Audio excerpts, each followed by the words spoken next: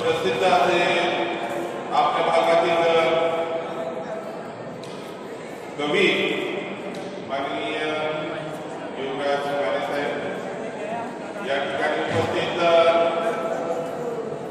आपले प्राचार्य वसुंधरा सर, प्राचार्य शिक्षक आणि सर्व या ठिकाणी उपस्थित गुरुजन वर्ग, विद्यार्थी मित्र, मी काही लांबलचक भाषण करणार नाही. आपण ज्यासाठी उत्कंठित आहात तो कार्यक्रम लवकरच या ठिकाणी सुरू होईल. त्यापूर्वी आपल्याला आणि योगराज माने साहेबांचं जे कवी रूपातून आपण त्यांना पाहायचं आहे. माननीय योगराज माने साहेब हे शासकीय सेवेत होते आणि तेथे राहून सुद्धा त्यांनी जे आपला छंद आहे तो त्यांनी जोपासला. असे बरेचसे अधिकारी असे फारच कमी अधिकारी असतात. नाहीतर मी अधिकाऱ्यांना बघितलं आहे 10 ते 5 मध्ये प्रचंड आयझोपी असतो. रात्री तर घरी कसं जात असतील की आणि घरी जाऊन काय करत असतील की हा एक प्रश्नच आहे. मित्र, गेल्या 2-3 वर्षापासून आपल्या भागामध्ये, आपल्या देशामध्ये, जगात कोरोनामुळे थैमान झालं होतं आणि आपले प्राचार्य रुजू झाले. त्याच्यानंतर काळात 2 महिन्यांनीच कोरोना चालू झाला. त्यामुळं त्यांना सुद्धा त्यांचे सरांचे कलागुण दाखवण्यासाठी वेळ मिळाला नाही. त्याचबरोबर आता हे जे व्यासपीठ आहे ते सुद्धा व्यासपीठ तुम्हाला सुद्धा उपलब्ध झालेलं नाही. परंतु आता सगळं काय सुरळीत चालू आहे.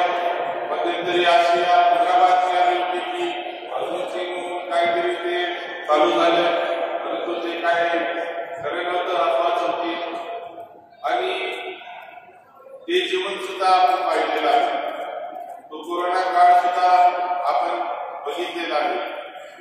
त्या कोरोना काळामध्ये जसं कोरोना योद्धा काम करत होते तसंच आपले प्राचार्य सुद्धा कॉलेजमध्ये पूर्ण वेळ बसून शिक्षण योद्धा म्हणून त्यांनी काम केलेलं आहे. आणि अशा आणीबाणीच्या प्रसंगी सुद्धा शिक्षण कसं द्यावं, मुलांना ऑनलाईन शिक्षण कसं द्यावं याचं महत्वाचं योगदान, महत्वाचं काम त्यांनी केलेलं आहे. मित्र, हे जे दिवस असतात ते पुन्हा येत नाही. मी का सांगतोय आपल्याला, कारण मी सुद्धा महाविद्यालयाचा विद्यार्थी होतो आणि या दिवसामध्ये जसा आनंद असतो तो आनंद पुन्हा आयुष्यात तुम्हाला कधी मिळणार नाही. त्यामुळे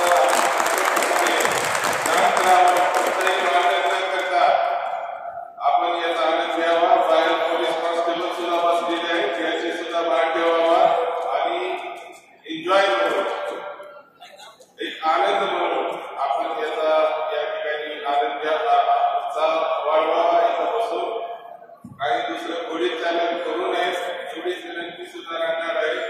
आणि योगराज माने साहेब आपल्या शहरामध्ये उशाळ्यात 25 तारखेला आपल्या तहसीलच्या बाजूला जे उर्दू घर आहे त्याच्या बाजूला भव्य असं सायंकाळी 7 ते रात्री किती वाजेपर्यंत चालेल ते उपलब्ध असतील. त्यावेळेस सुद्धा आपण त्या ठिकाणी उपस्थित राहून त्याचा आस्वाद घेऊ शकता, आनंद घेऊ शकता. आणि या ठिकाणी मी जास्त वेळ काही आकडा बनत नाही. त्यामुळे मी एक माननीय माने साहेब विनंती करतो की साहेबांचं आपण ज्यासाठी आतुर आहोत त्यांचं या ठिकाणी आपण मार्गदर्शन ऐकावं. धन्यवाद. धन्यवाद सर. आपल्या भाषणातून नेहमीच तरुण विद्यार्थ्यांना एक प्रेरणा मिळते. आज देखील आपण काही सूचना केलेल्या आहेत तर नक्कीच आपल्या विद्यार्थी त्या सूचनांचं तंतोतंत पालन करतील. धन्यवाद. यानंतर आपल्या कार्यक्रमाचे प्रमुख पाहुणे माननीय योगीराज